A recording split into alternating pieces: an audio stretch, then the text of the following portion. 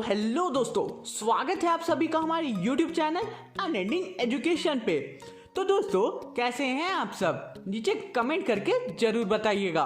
तो ये जो सितंबर का महीना है वो स्टूडेंट्स के लिए बहुत ही घातक महीना माना जाता है, क्योंकि इस महीने में हर स्टूडेंट की दिमाग की अच्छी तरीके से एक्सरसाइज करवाई जाती है एग्जाम के जरिए। तो बहुत सारे मेरे दोस्तों का एग्जाम स्टार्ट हो गया होगा या तो स्टार्ट होने वाला होगा।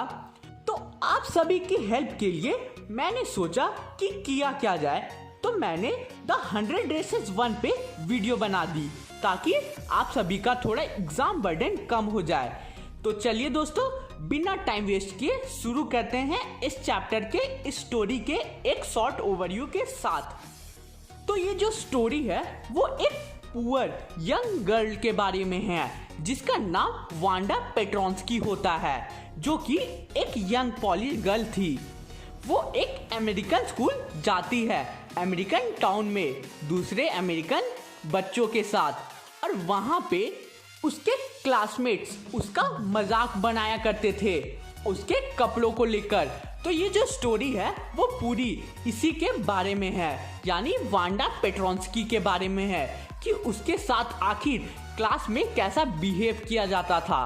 तो फ्रेंड्स, वीडियो शुरू करने से पहले मेरी आप लोगों से एक छोटी सी रिक्वेस्ट है। अगर अभी तक आपने हमारे इस छोटे से चैनल को सब्सक्राइब नहीं किया तो सब्सक्राइब के बटन पे क्लिक करके आप हमारे इस छोटे से चैनल का एक मेंबर बन जाइएगा। तो चलिए दोस्तों, फटाक से शुरू करते हैं इस स्टोरी के line by line full explanation को।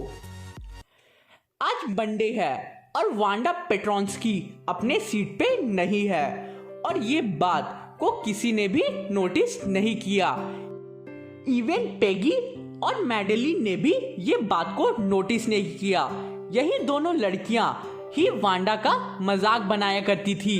वांडा ज्यादातर रूम नंबर 13 के लास्ट रो के लास्ट सीट में बैठा करती थी, जहां पे बदमाश लड़के बैठा करते थे जिनके खराब नंबर यानी कि खराब मार्क्स आते थे। वो उस कॉर्नर में बैठा करती थी जहां पे काफी शोर आया करता था जब भी कोई फनी बातें बोलता था, और वो उस जगह पे बैठती थी जहां पे काफी गंदगी रहती थी और काफी सारी सूखी मिट्टी भी रहती थी।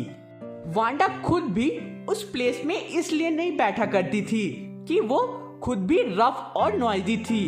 वो इन सब चीजों से बिल्कुल अपोजिट थी, बिल्कुल शांत, और शायद ही कुछ बोलती थी, और शायद ही किसी ने भी वांडा को आज तक हंसते हुए सुना होगा।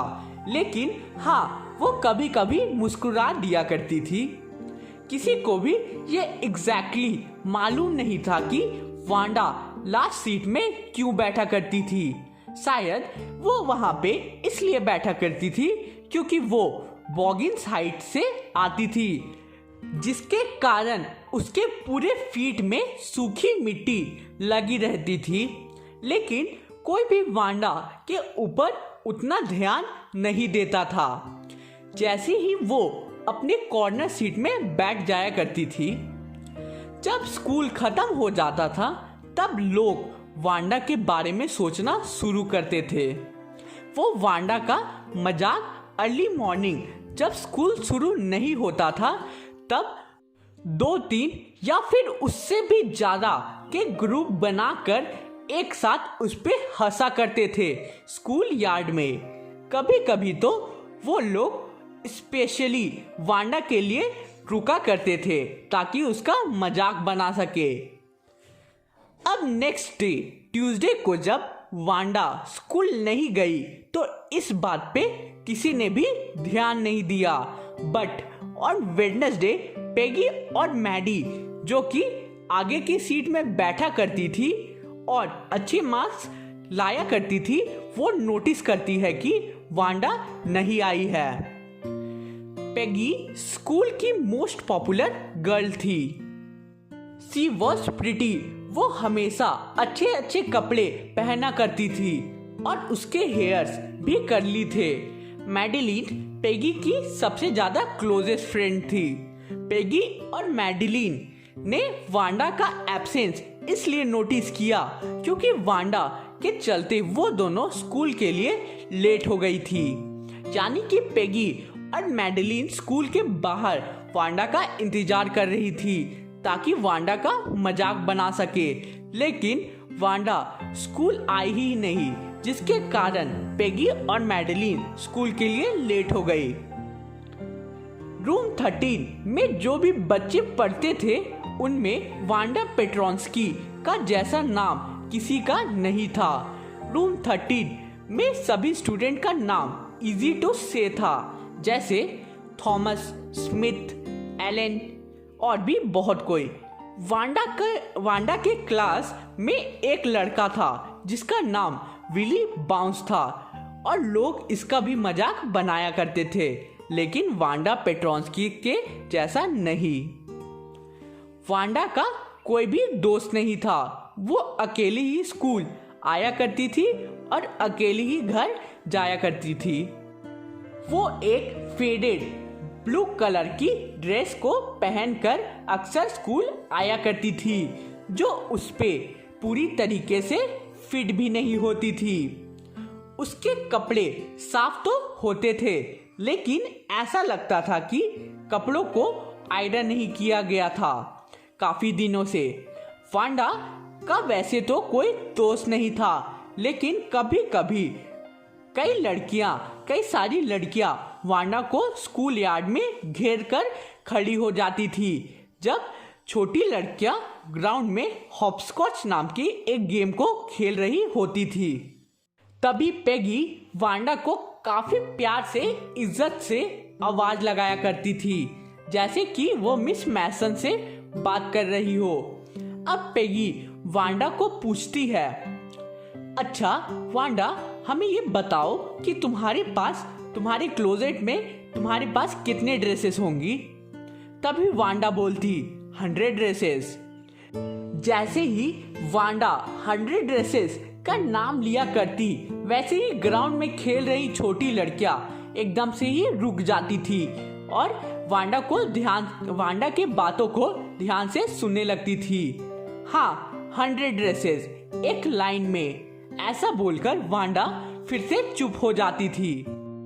तो फिर पेगी कहती है, शर्त लगा लो, सारे ड्रेसेस तो सिल्क के होंगे। वांडा बोलती, हाँ, ऑल सिल्क, सभी कलर्स के। वेलवेट के भी हैं? पेगी पूछती है। वांडा कहती है, हाँ, वेलवेट के भी हैं। पेगी पूछती है, 100 ड्रेसेस? फिर वांडा बोलती है, हाँ, 100 dresses all lined up in closet. और तब जाकर वो लड़कियां वांडा को जाने देती थी।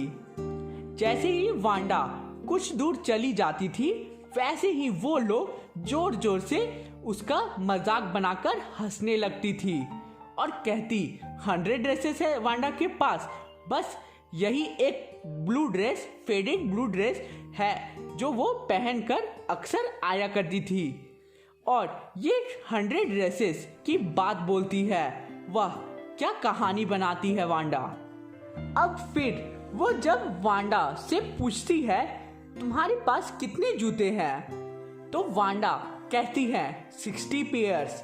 क्या सब एक जैसे हैं? तो वांडा बोलती है, नहीं, सब शूज अलग अलग कलर्स के हैं, ऑल लाइंड अप।